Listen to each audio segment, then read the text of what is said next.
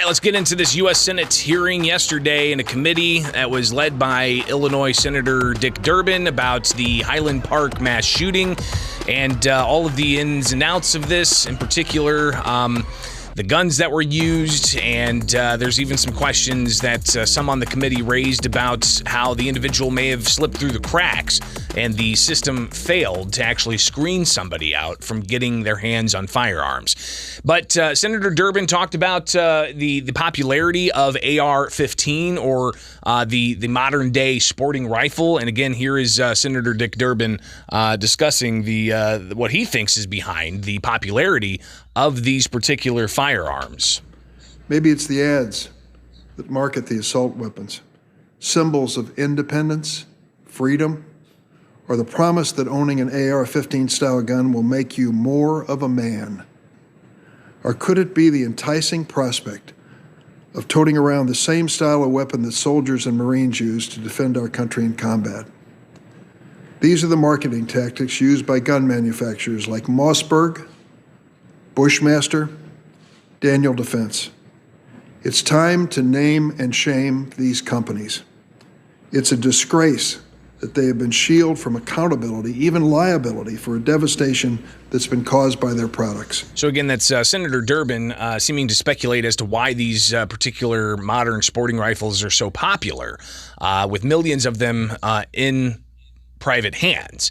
They're not military weapons. You can't go full auto with an AR-15. You can't do the three round burst with an AR-15. It's a single trigger pull per round. That's it. It's not rapid fire. But the Republican leader on the U.S. Senate committee highlighted different aspects of the Highland Park shooting, while Senator Durbin was focusing more on the inanimate object, the firearm. The Republican Senator ChuckGrassley was focusing on the failures of the system to actually address the suspect back in 2019. Here's Senator ChuckGrassley. Like several other mass shooters, this perpetrator showed numerous warning signs over the years. He had previous contacts with police. He attempted suicide. A family member reported he threatened to, quote unquote, kill everyone, and his collections of knives were seized, yet he was not arrested, and no red flags were implemented when he purchased a firearm. Illinois has some of the most restrictive gun control laws in the country, but that didn't stop these murders. A young man was showing obvious signs that he is considering violence, but no one knew what these signs were. No one knew what his actions meant. No one interceded. No one stopped him. It would be easy to say that the system just failed. Now, when we talked with State Senator John Cullerton earlier this week after the Illinois State Police revised some emergency rules to allow for clear and present danger reports to be used for such applications, you thought that would have already been the case, and Senator Cullerton said that's exactly it, that it was already the case in this clear and present danger report that local police filed against the suspect out of Highland Park.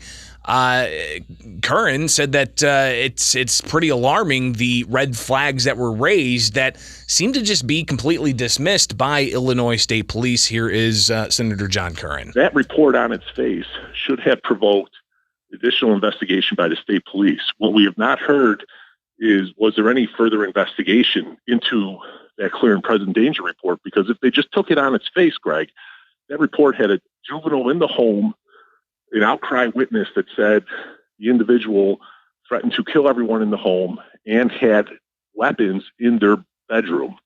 You had two adult witnesses on that report too, presumably the individuals that the juvenile outcried to. They were afraid to come home.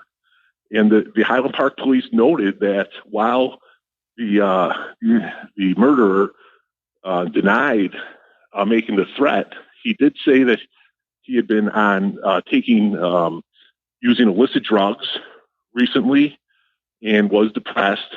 And the Highland Park police noted that the murderer and his mother were both evasive in answering questions. So to take that report on its face and that denial and then say we didn't meet some threshold, I would just disagree with that. And it's a threshold that's not there in the law until an appeal. So, I think on both avenues here, there were just failures. And Curran went on to say that the FOID card itself has been a failure. Meanwhile, again, back to yesterday's U.S. Senate committee. Afterwards, you had the Highland Park mayor, Nancy Rotering. She addressed members of the media over in Washington, D.C., and shared some of what she had to say at the hearing, in particular, how she believes that there needs to be a federal ban on what she calls assault weapons.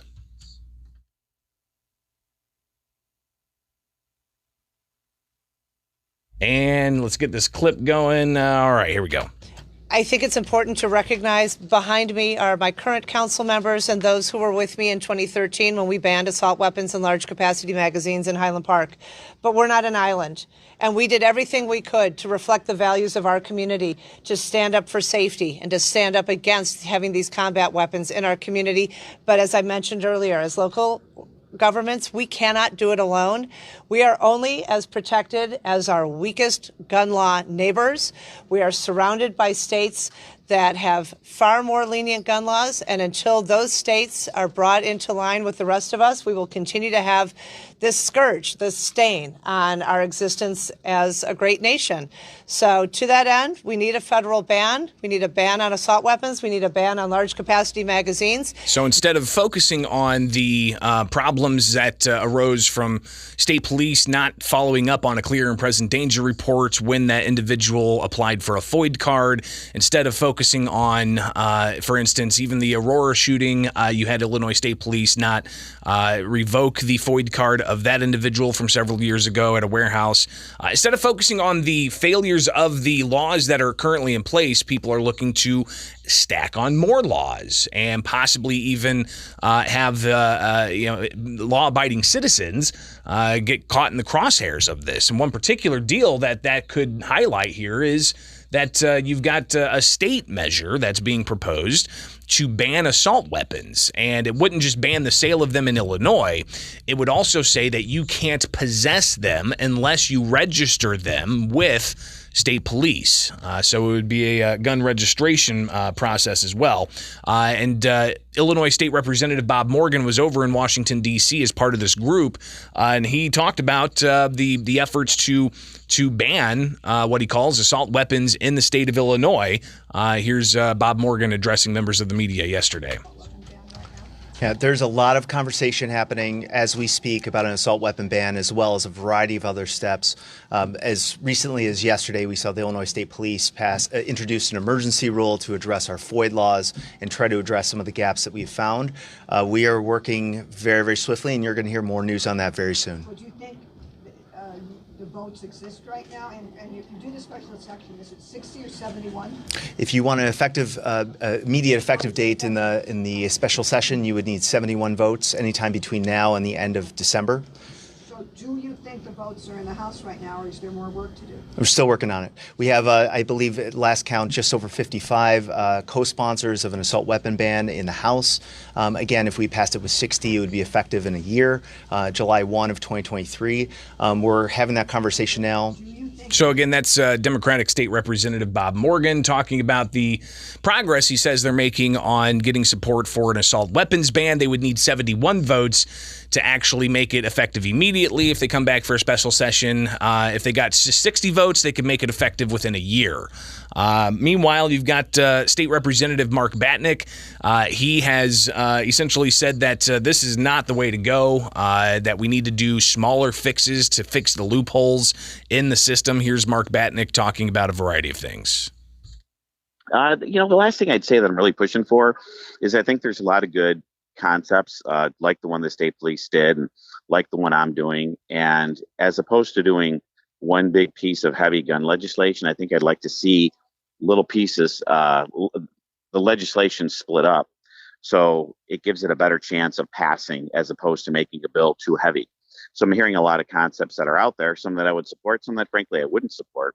And I think we have a better chance of getting to the 71 votes needed at this time of the game to get a bill to pass if we kept these things separate as opposed to putting them in one law. I don't think you need to. You're seeing probably the biggest thing is just banning assault weapons for everybody. You're not seeing older people in there, having trouble with assault weapons. How do you define assault weapon? Kind of some things like that. So I think there's some things on the firearm restraining order where we can expand that a little bit. Maybe the time period that the firearm restraining order lasts. I do like the concept that the state police are putting in rule, codifying it, and making it a law that if someone's a clear and present danger, that sits with the state police. So I think there's individual concepts like that. Whereas I think if you start doing some of the other things, it makes the bill too heavy and it'll collapse under its own weight. So we'll see what happens. Of course, the pressure's on heading into an election, and this is something that I don't think is going to simmer down anytime soon. But can we at least see some of these pitfalls actually be addressed? It is Springfield's Morning News. I'm Greg Bishop on